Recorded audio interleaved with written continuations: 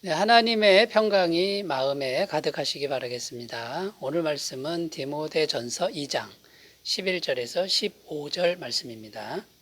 여자는 일체 순종함으로 조용히 배우라. 여자가 가르치는 것과 남자를 주관하는 것을 허락하지 아니하노니 오직 조용할지니라. 이는 아담이 먼저 지음을 받고 하와가 그 후며 아담이 속은 것이 아니고 여자가 속아 죄에 빠졌습니다. 그러나 여자들이 만일 정숙함으로써 믿음과 사랑과 거룩함에 거하면 그의 해산함으로 구원을 얻으리라. 아멘. 자, 오늘 말씀 11절, 12절 말씀을 다시 읽어보면요. 여자는 일체 순종함으로 조용히 배우라.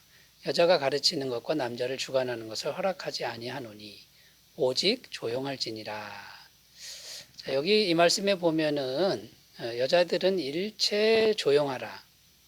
그리고 일체 순종해라. 뭐 이런 내용입니다. 그리고 나서지 말라. 이제 이런 의미가 담겨져 있습니다. 언뜻 보면 남존여비 사상을 말하는 것 같습니다. 그런데 결코 그런 의미가 이제 아니라는 것을 우리가 염두에 두고 오늘 말씀을 생각해 봤으면 좋겠습니다. 일단 바울은 누구보다도 여자들을 소중히 여겼다라는 것이 성경에 많이 나오고 있습니다. 바울의 서신서 끝부분에 보면 마지막 인사말을 할 때 항상 여인들의 이름을 언급하고 그 여인들에게 감사하고 또 문안 인사를 하는 그런 모습을 볼 수 있습니다. 로마서에서도 보면요. 로마서 16장 13절 주 안에서 택하심을 입은 루포와 그의 어머니에게 문안하라. 그의 어머니는 곧 내 어머니라. 루포의 어머니라는 여인에 대한 그런 마음을 지금 표현하고 있는데요. 지금 로마서라고 하는 이제 공동체 편지 안에 이 여인에 대한 사랑을 표현하고 있다라는 거죠. 그러니까 바울이 남존여비 사상을 가진 게 아니라 이 힘없는 여인들을 정말 사랑한 것을 교회 앞에서 이렇게 보여주는 이런 모습을 봤을 때 여자를 무시하는 그런 마음은 아니라는 겁니다. 골로새서 4장 15절 라오디게아에 있는 형제들과 눈바와 그 여자의 집에 있는 교회에 문안하고, 여기도 보면 눈바라는 여자에 대해서 이렇게 감사하는 그런 표현이 나오고 있다라는 거죠.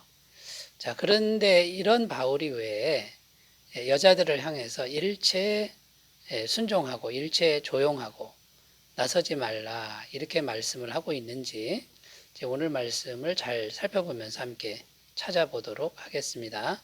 자, 첫 번째는요. 당시 여자들은 배움이 짧고 교양이 부족했다라는 것입니다. 일단 그 당시 여자들이 배움이 짧고 교양이 이제 부족했습니다만 그래도 그 여인들이 교회의 성도로서 많이 들어온 거죠. 구원받은 사람들이 된 거죠. 그래서 성경은 일단 뭐라 그러냐면 남자나 여자나 동일하다라는 것이 이제 성경의 가르침이라는 겁니다. 고린도전서 12장 13절 우리가 유대인이나 헬라인이나 종이나 자유인이나 다 한 성령으로 세례를 받아 한 몸이 되었고 또 한 성령을 마시게 하셨느니라. 그러니까 남자나 여자나 뭐 배움이 짧으나 교양이 부족하나 성령 받고 한 성령 받고 구원 받았으니 동일하다. 이거는 움직이지 않는 사실입니다. 갈라디아서 3장 28절 너희는 유대인이나 헬라인이나 종이나 자유인이나 남자나 여자나 다 그리스도 예수 안에서 하나이니라. 여기 보면 남자나 여자나 다 하나다. 하나님의 은혜 안에서 하나다 이렇게 이제 말씀하고 있는 것이죠. 그러니까 이것을 우리가 잊지 말아야 되고요. 그럼에도 불구하고 당시 사회적이나 문화적인 그런 상황에서는 이 여자분들이 철저하게 배움이 모자랐다라는 그런 사실입니다.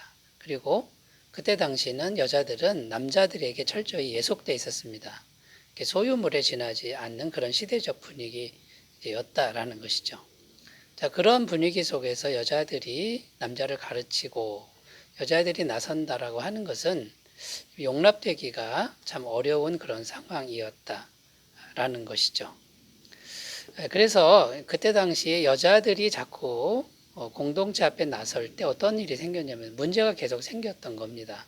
특별히 이제 고린도 전서에 보면 이 여자들이 자꾸 나서기 때문에 교회 문제가 생긴 그런 사례를 이제 볼 수가 있는 것이죠.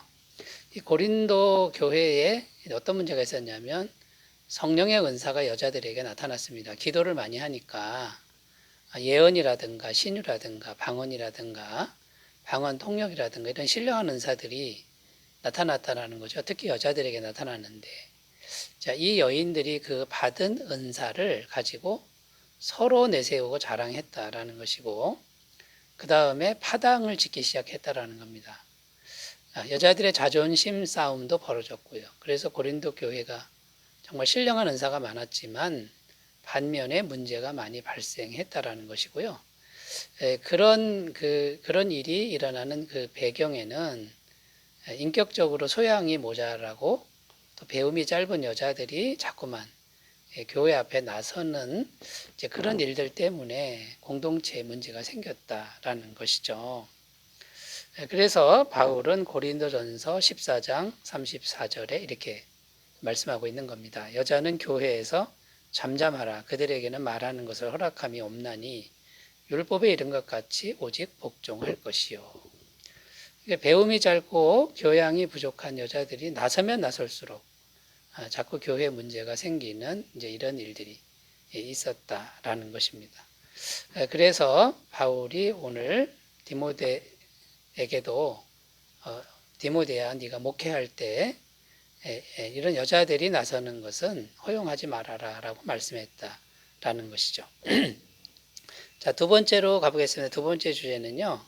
자, 여자들이 나서지 말아야 되는 또 하나 이유가 뭐냐면 하나님 앞에서 영적인 질서가 있다라는 겁니다. 13절, 14절 읽겠습니다. 이는 아담이 먼저 지음을 받고 하와가 그 후며 아담이 속은 것이 아니고 여자가 속아 죄에 빠졌습니다. 자, 이 말씀에 보면 이제 크게 두 가지 말씀하고 있는데 첫 번째는 창조의 순서입니다. 창조의 섭리. 그러니까 아담이 먼저 창조됐고 하와가 그 다음에 창조가 된 거죠. 또 하나는 뭐냐면 범죄 순서입니다. 아담이 먼저 죄를 진 게 아니고 하와가 먼저 죄를 짓고 그 다음에 아담을 넘어지게 했다라는 거죠. 그래서 하나님의 창조 섭리만 봐도 여자들은 남자에게 순종해야 된다. 이제 이것을 말씀하는 겁니다.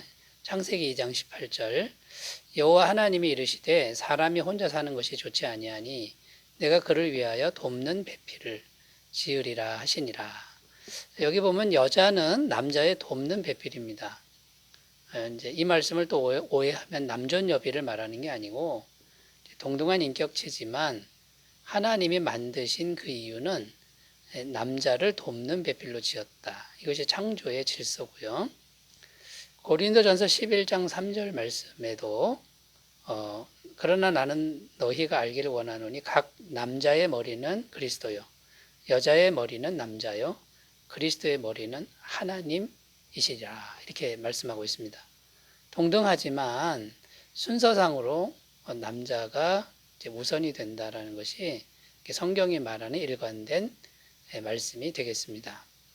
두 번째, 죄를 짓는 순서가 여자가 먼저 죄를 지었다라는 것인데, 자, 이 말씀은 아담이 그러면 책임이 없다 이런 뜻이 아닙니다.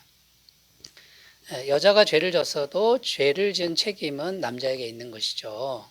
로마서 5장 14절 그러나 아담으로부터 모세까지 아담의 범죄와 같은 죄를 짓지 아니한 자들까지도 사망이 왕노릇하였나니 아담은 오실자의 모형이라. 지금 하와 얘기는 하나도 안 나옵니다. 아담이 죄를 졌다. 그러니까 아담이 대표자이기 때문에 책임을 지는 거죠. 그렇지만 이제 어떤 말이 되냐면 남자와 여자 중에 더 연약한 존재가 여자다라는 겁니다. 그래서 마귀가 아담을 먼저 공격한 게 아니고 여자를 먼저 공격했죠. 하와를. 왜냐하면 더 연약하기 때문에 넘어뜨리기가 쉬운 겁니다. 여자들은. 마귀도 이 사실을 잘 알고 있는 겁니다. 자, 그러니까 이제 우리가 어떻게 해야 되냐면 여자가 더 연약한 그릇이다라는 것을 우리가 인식하고 잘 도와줘야 된다라는 것이죠. 베드로전서 3장 7절입니다. 남편들아 이와 같이 지식을 따라 너희 아내와 동거하고 그를 더 연약한 그릇이요 또 생명의 은혜를 함께 이어받을 자로 알아 귀히 여기라. 이는 너희 기도가 막히지 아니하게 하려 함이라. 이렇게 말씀하고 있는 것입니다. 그러니까 여러분 성경에 보면 영적인 질서가 분명히 나오는데 남자가 순서상으로 머리가 된다라는 것이고요. 여자는 남자의 리더십에 순종하는 이런 그림이 바람직한 모습이다라는 것이죠. 자, 세 번째로 가보겠습니다. 세 번째. 자, 여자의 역할도 남자 못지않게 중요하다라는 의미가 있습니다. 15절입니다. 그러나 여자들이 만일 정숙함으로써 믿음과 사랑과 거룩함에 거하면 그의 해산함으로 구원을 얻으리라. 자, 여기 이 말씀은 성경에서 가장 해석하기 난해한 구절 중에 하나라고 합니다. 여러 가지 복잡한 해석들이 난무하는 그런 구절인데요. 이제 크게 보면 이제 두 가지가 나오는데, 먼저 여자들의 역할이 정숙함으로써 믿음과 사랑과 거룩함에 거하는 것.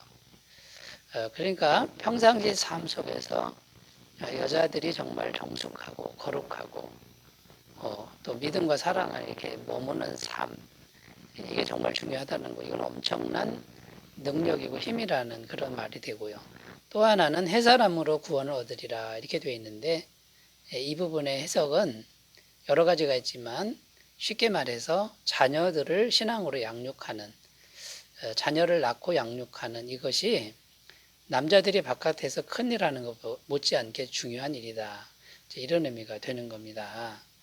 여러분 여자들이 집안에서 조용히 정숙하고 거룩하게 아름답게 사랑으로 가정을 지키면 어떤 일이 생길까요? 큰일을 하는 남자들이 집에 왔을 때 위로를 얻고 안정을 얻고 다시 생명으로 충전을 얻게 된다는 겁니다. 자, 세상은 남자들이 지배할 수 있습니다만 그 남자들을 정말 평안하게 잡아줄 수 있는 존재가 여자라는 것이니까 이 여자의 역할이 얼마나 중요합니까? 자, 두 번째, 자녀 교육에 대한 건데요.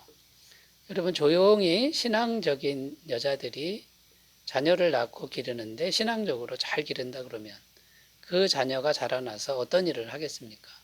세상을 구원할 수도 있고 나라를 살릴 수도 있는 하나님의 사람으로 자라나지 않겠습니까? 여러분, 여자들이 자기를 드러내는 게 아니라 자기를 감추면서 거룩하고 정숙하게 가정을 지키고 자녀들을 신앙으로 잘 양육하는 이 일이 어찌 남자들이 큰일 하는 것과 열등하다고 말할 수 있겠습니까? 여러분, 하나님은 남자와 여자를 창조하셨는데 남자가 리더십을 발휘하는 거죠. 여자는 순종하는 건데 이 순종하는 이런 일이 정말 남자보다 못지않게 귀한 일이고 여성스러운 일이다. 이것을 꼭 기억하시고요. 각자의 부르신 자리에서 남자는 남자답게 여자는 여자답게 주님을 따르는 귀한 삶이 되시기 바라겠습니다. 기도합니다. 하나님 아버지, 하나님의 말씀에 우리가 정말 성실하게 순종하도록 도와주옵소서. 예수님의 이름으로 기도드립니다. 아멘. 오늘도 주님의 은혜 충만하시기 바라겠습니다. 감사합니다.